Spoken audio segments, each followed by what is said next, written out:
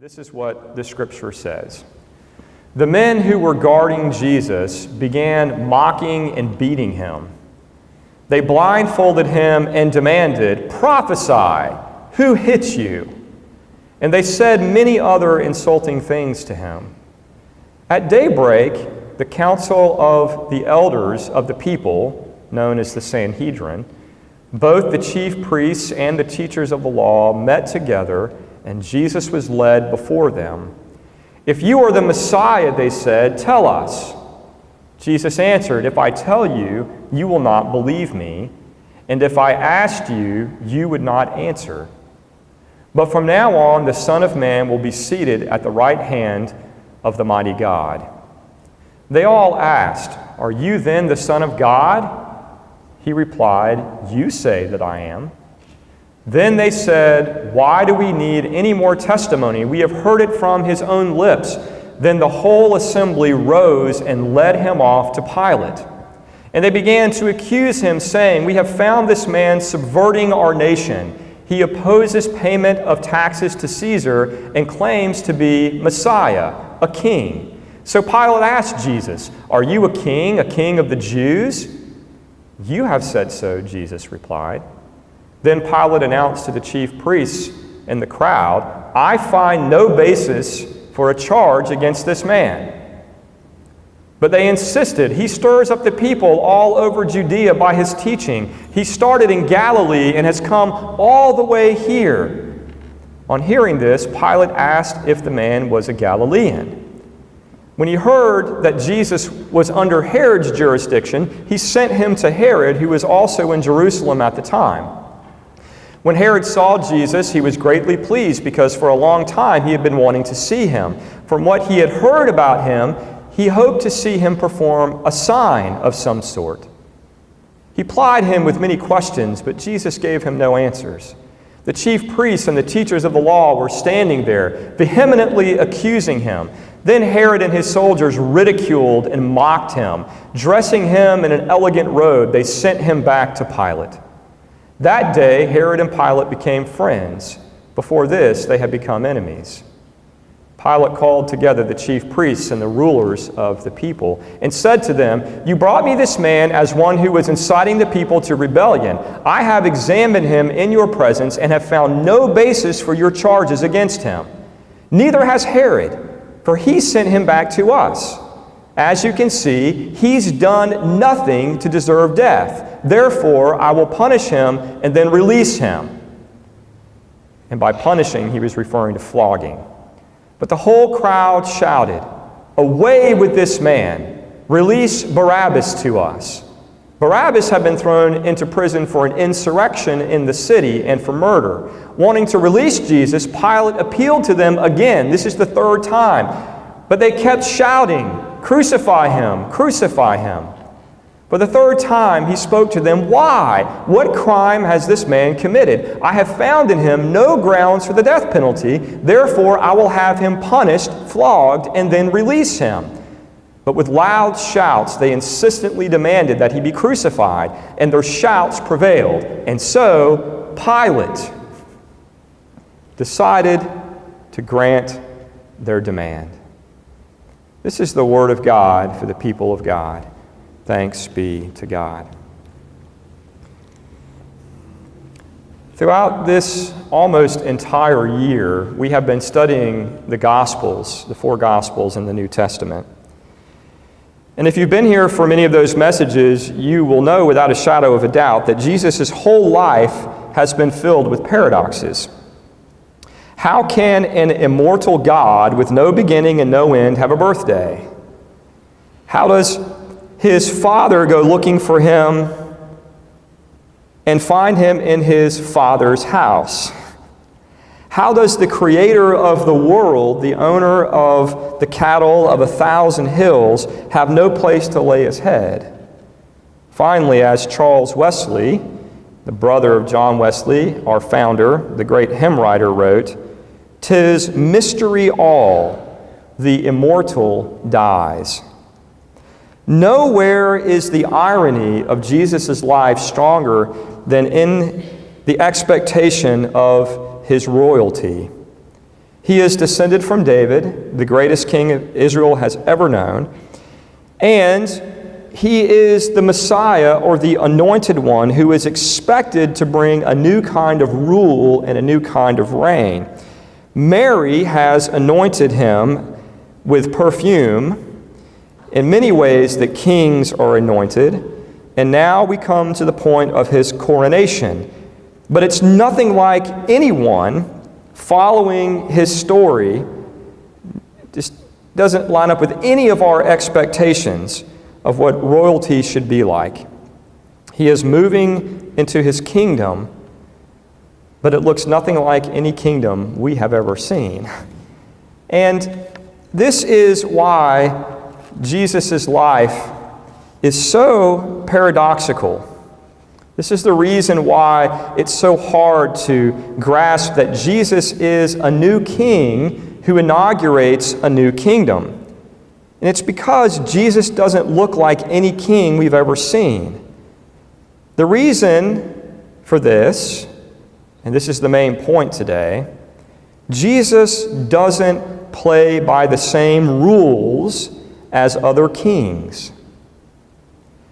He does not play by the rules of redemptive violence. Most kings follow the way of Caesar, and their kingdom looks like the Roman Empire. And the motto of Rome during the time of Jesus was peace through violence. What does this mean? It means that the Romans would come into a town with large armies and lots of weapons, and either threaten or use overwhelming, brutal force to subject the people. Then they would use force, fear, and control to politically restructure things in order to preserve and expand their power. This social order was called the Pax Romana, or the Roman peace. And anyone who threatened this peace by challenging Roman power was quickly punished and eliminated. Hence, peace through violence. This is how the Romans secured themselves, how they maintained control and solved their problems. By accumulating, expanding, and gratuitously using top-down power. And surprisingly, we've seen over many years that this mentality can work its way into the church. As it becomes the culturally dominant way of framing how we see the world, it can easily co-opt entire religions. And in this way, top-down power, along with fear and violence, become the way that we not only secure ourselves socially, politically, and economically, but also spiritually, especially when it comes to preserving the religious institution. We come to see power, fear, and violence, including divine violence and violence that is done in the name of God, as necessary for redemption. Now, this might sound very counterintuitive, but I want you to think about how we've talked about salvation through the years and what we are expecting to save us tomorrow and the next day and the next year and the next century. What are we looking for to save us? And if we're really honest with ourselves, what we discover is that oftentimes we see violence as somehow necessary to accomplish our redemption, to accomplish our salvation. And so often unwittingly, we accept the dominant cultural belief in redemptive violence, and then we give it God's stamp of approval. And in this way, religious people can be just as insecure, fearful, punitive, and power-hungry as non-religious people. Just think of the group of religious leaders, the Sanhedrin, who arrested and tried Jesus before handing him over to the Romans. The Sanhedrin had power, but it was power that was borrowed from the Roman oppressors. The Romans gave them power as religious leaders with the expectation that they would keep the Jewish people submissive. ensuring that they would pay the outrageous taxes that were being imposed on them, which rendered many poor, and not rebel against the empire. The religious leaders worked at the pleasure of the Roman authorities to help them keep the Pax Romana. And in this role, the religious leaders had the power to police their own people, to arrest, punish, even execute people for breaking the religious law, which was woven into the fabric of the civil law. Remember that it was the temple police that arrested Jesus in the New Testament accounts. It says in Luke 22:2 that the chief priests and the scribes were looking for a way to put Jesus to death. And so, led by Judas, they found him on the Mount of Olives, seized him, and took him to the high priest's house for a trial. And as we read this morning, it was there that they mocked him. They blindfolded him and then took cheap shots, striking him in the face, demanding him to prophesy and tell them, "Who was it that struck you, Jesus?" They heaped insults upon him and interrogated him, asking, "Are you the Messiah?" Although he did not directly make this claim for himself in front of them, they did go on to twist his words and condemn him for claiming to be a false Messiah, a figure that they understood to be a king in the line of David, sent by God to save Israel. And they could look at Jesus and think, "This guy? Really?" So in addition to using the power of fear and violence at their disposal to deal with Jesus, whom they saw as a threat to their own power and institutions, they went on to collude with the Romans to have Jesus executed. They told Pilate, the Roman governor of Judea, that Jesus was perverting the people, telling them not to pay their taxes and claiming to be a king. And we all know, those of us who have read the story, we know that this was a lie, but it was a lie that would get them what they wanted. They wanted Jesus dead, and they wanted the Romans to do it. And there was no quicker way to have someone killed than to tell the Romans that someone was challenging their power. Again, peace through swift and brutal violence.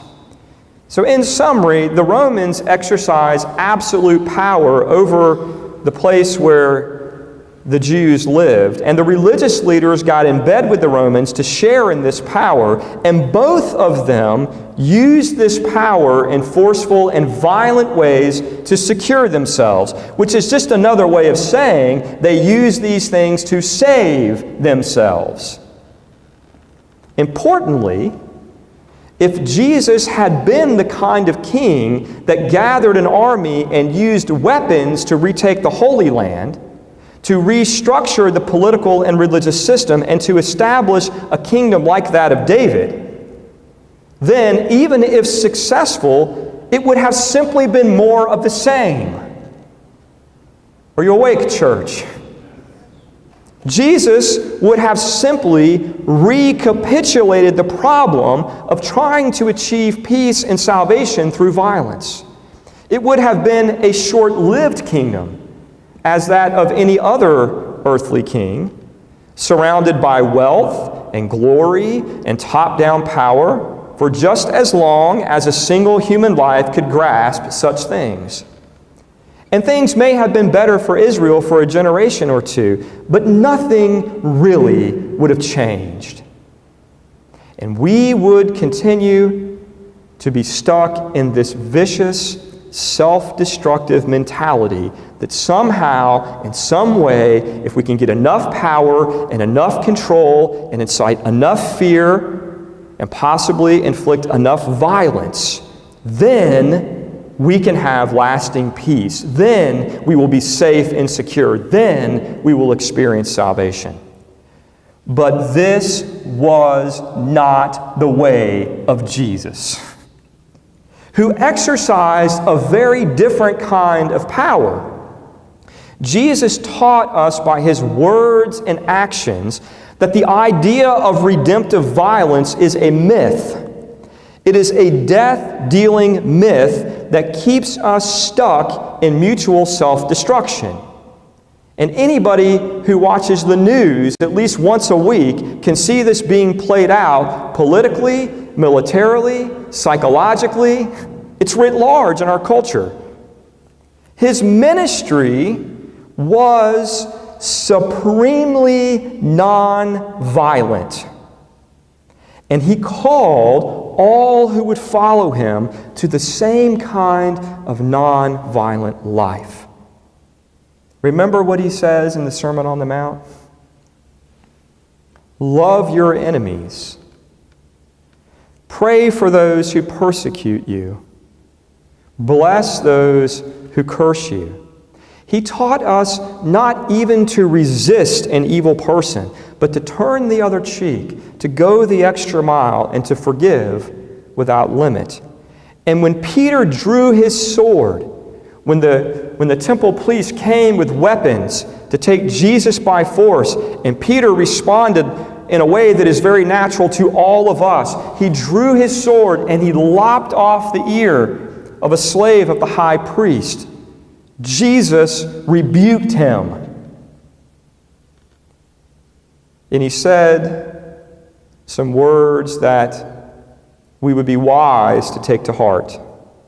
Those who live by the sword will die by the sword.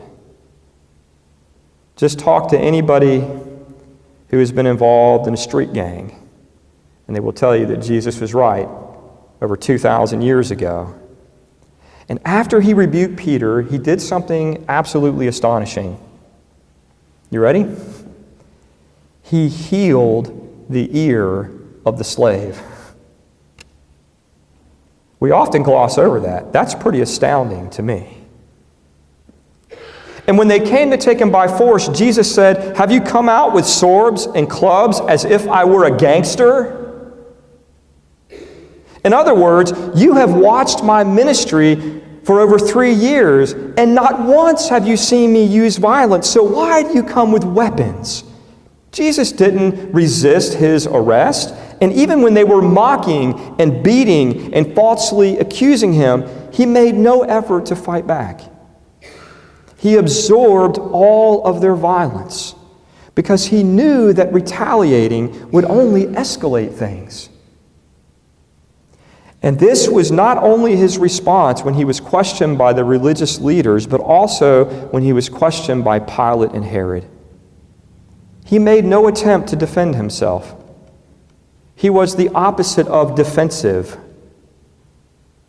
And when he was flogged mercilessly, crowned with thorns, nailed to a cross, speared in his side, the Bible says that he could have called a legion of angels to come and save him and annihilate his enemies, much as an earthly king would have done, someone like Caesar. But Jesus completely surrendered this kind of power, and in so doing, he surrendered his very life. He willingly died in order to save us. To save us from the myth of redemptive violence.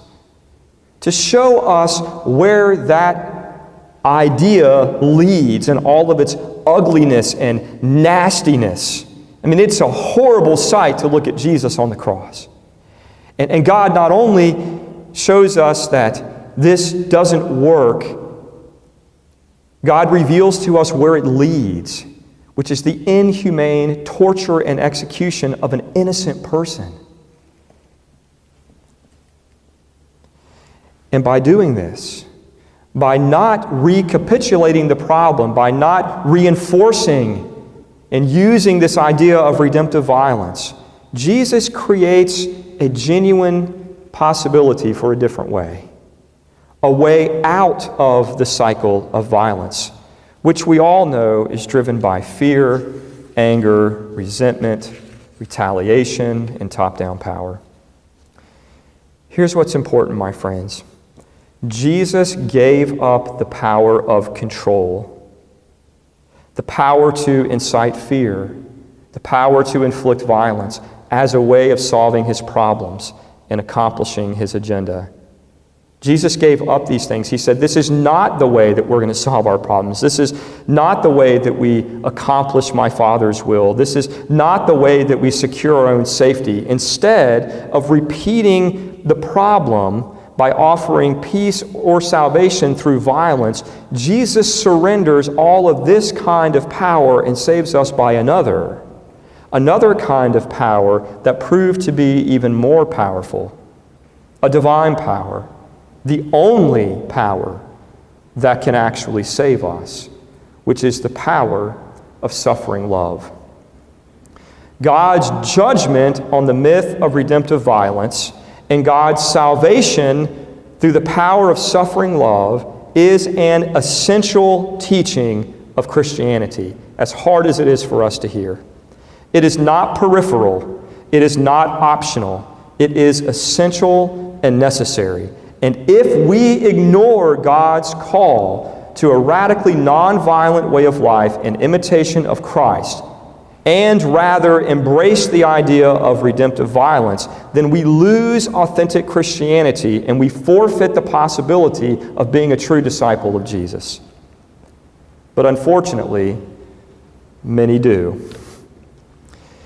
Isn't it ironic that the religious leaders in our story this morning, the ones that are supposed to be closest to God, completely miss God's revelation in Jesus? They failed to understand that he is truly Messiah and King because he was not the kind of Messiah and King that they expected. Even Pilate knew that Jesus was not claiming to be an earthly king, which would have made him guilty of insurrection, precisely what the Jewish leaders were charging. Indeed, just as Peter denied Jesus 3 times, Pilate declared Jesus to be innocent 3 times. But even he did not get what Jesus was all about, which is demonstrated in his willingness to execute an innocent man to appease a rebellious crowd. And my friends, it's sad to me that many Christians today don't get it either, even after the resurrection. As we get to Easter, I hear many people say, Pastor Mark, do you really believe in the resurrection? And what they mean by this is, do you really believe that God worked a miracle by bodily raising Jesus from the dead? And as important as this question is, I don't think it's the most important question. For me, to believe in the resurrection is primarily to accept it as God's divine verification of Jesus' life, teaching, and ministry. As God's declaration that what Jesus did and said was true, despite all of what appears to be evidence in our world to the contrary, that we can trust Jesus and his teachings and his way of life with our very lives, and that we are called to follow him by living the kind of life that he lived, which is precisely what the resurrection makes possible. But unfortunately, this idea of nonviolent, self-sacrificial love, which requires us to turn the other cheek and refrain from retaliation, refrain from returning evil for evil, is a stumbling block to many who want to follow Jesus. And I'm going to be honest with you, it is sometimes a stumbling block to me. People are wired differently for either fight or flight when they feel threatened. I've always been wired for fight. And the hardest commandments of Jesus, to me, have been to turn the other cheek. Because when someone hits me, I want to hit them back twice as hard. It's just the way that I'm wired. Right? And this has been a struggle all of my life. Even at 45, in the last several months, God has been really working in very specific ways in my heart to help me deal with the very subtle ways that I am inclined to retaliate. Even if someone says something that hurts me, the desire to want to immediately say something back to kind of get even, or at least show them that I'm not a doormat.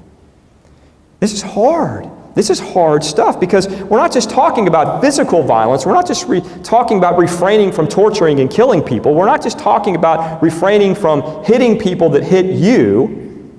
We're talking about the way that we orient ourselves in all of our relationships. There are ways that we respond to our spouse and our children that can be considered emotionally or psychologically abusive or violent.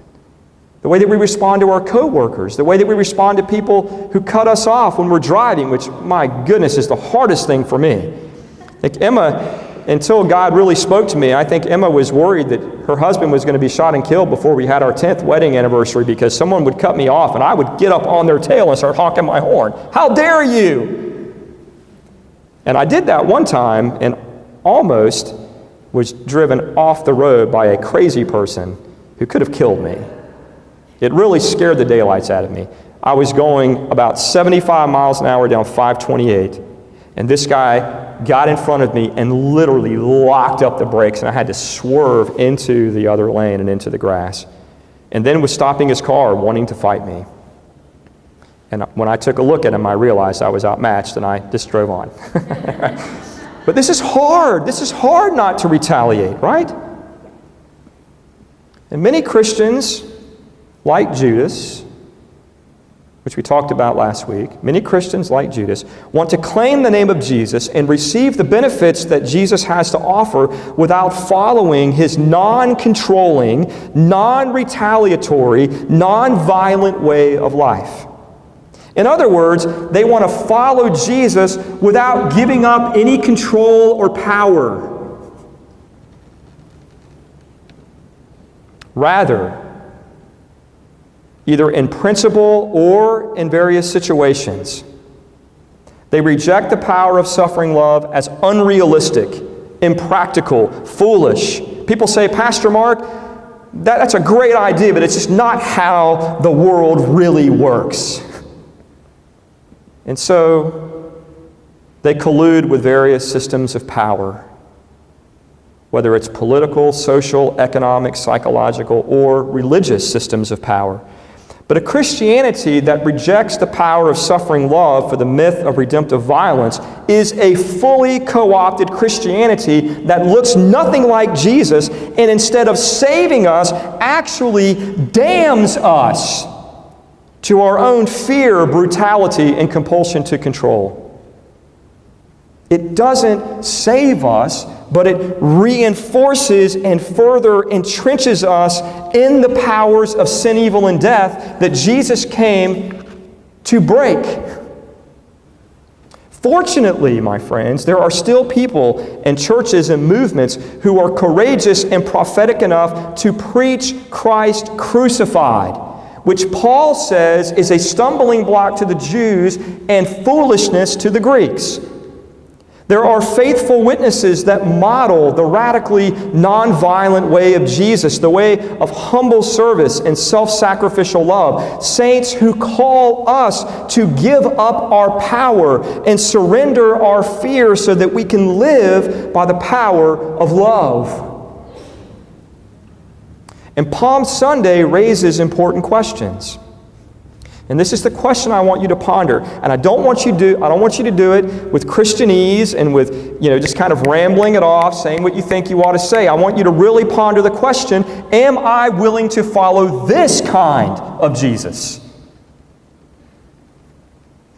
This kind of king whose coronation included a crown of thorns and whose throne is a cross. A king who has no army, but instead is mocked, tortured, and executed by the armies of the world. A king whose power God used to create the world, but who had no place to lay his head.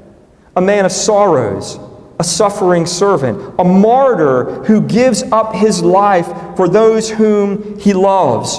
if we are going to follow this kind of king, then we must live into the value system of his kingdom by choosing to be nonviolent in every area of our lives, so far as that is possible. And I know that this might sound foolish, and I know that this might sound impossible. And some people ask, how can we possibly live this way in a world that is so violent? We will be slaughtered like sheep. And is this even responsible, Pastor Mark, especially if it means that I don't even protect my own wife and children? And my friends, these are hard questions, and I'm not trying to be evasive here, but this is precisely the kind of interpretive work that God calls you to do throughout the course of your entire life. I can't answer all those questions for you. My job is to simply preach the gospel as clearly as possible, and your job, and my job too, is to spend the rest of our lives trying to figure out together how we might more faithfully live into this difficult truth. And we don't have to have all the answers right now, and we don't have to do it perfectly, but what we cannot do without selling our souls is to capitulate to the myth of redemptive violence, to put our hope of salvation and peace in violence. We will never experience lasting peace, joy, and love. We will never experience true salvation through violence, because that's not the way of God as revealed in Jesus. And coming to terms with this is precisely part of what it means to be an authentic disciple of Jesus.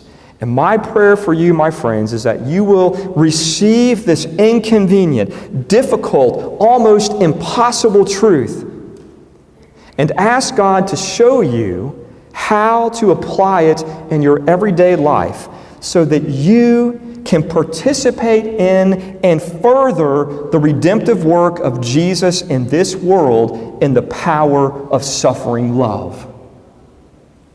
And that, my friends, is the gospel message this morning.